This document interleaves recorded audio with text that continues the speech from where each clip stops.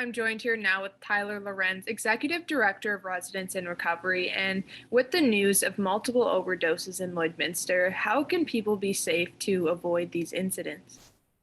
For those engaged in active addiction still, it's difficult in a community such as ours because we don't have like drug sample testing sites. So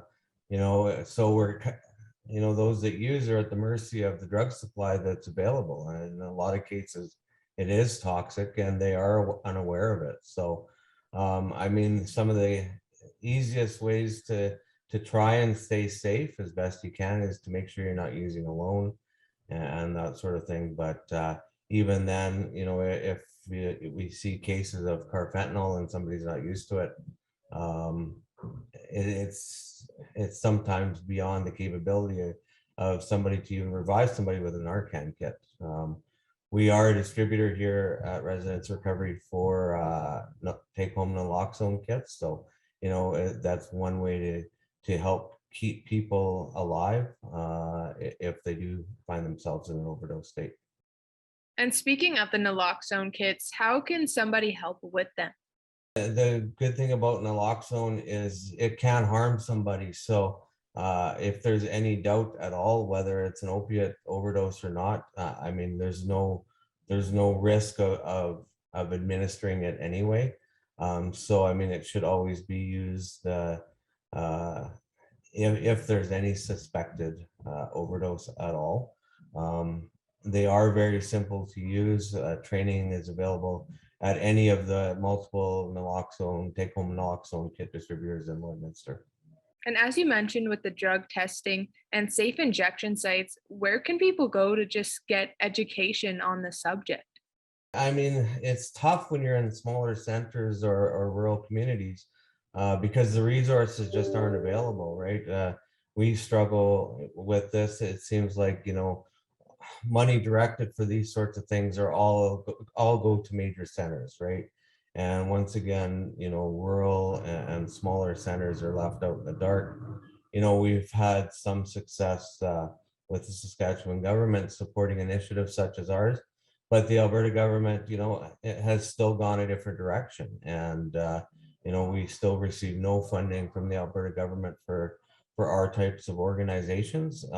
They still focus on the primary care centers, the big six in Alberta, and that seems to be where the funding goes.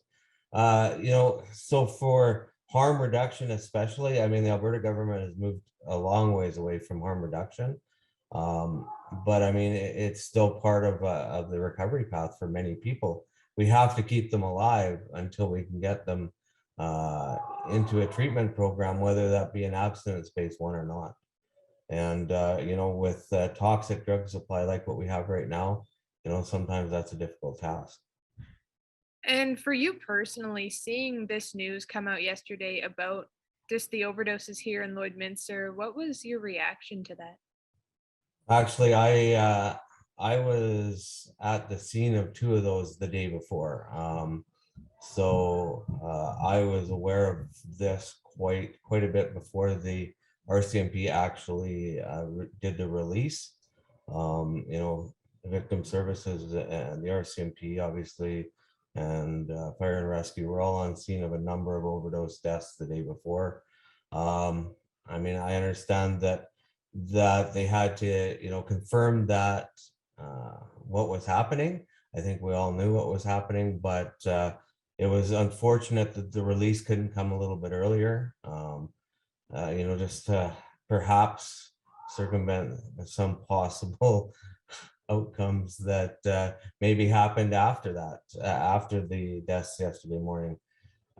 Hard to say. It's difficult to manage these things in a timely fashion. It's often too late, especially when things like this happen. But I'm happy that they finally did do a release, and I think it's important that the public knows what's going on, as well as for advocacy. We as a community don't get to see the consequences of a toxic drug supply at all until it becomes devastating like this. And I mean, these are people's mothers, daughters, children's, aunts, uncles, brothers. These 4 deaths affected a lot of people in our community. And that's the unfortunate reality of this. Well, thank you so much for your time today, Tyler. Thanks, Jasmine. Have a great day.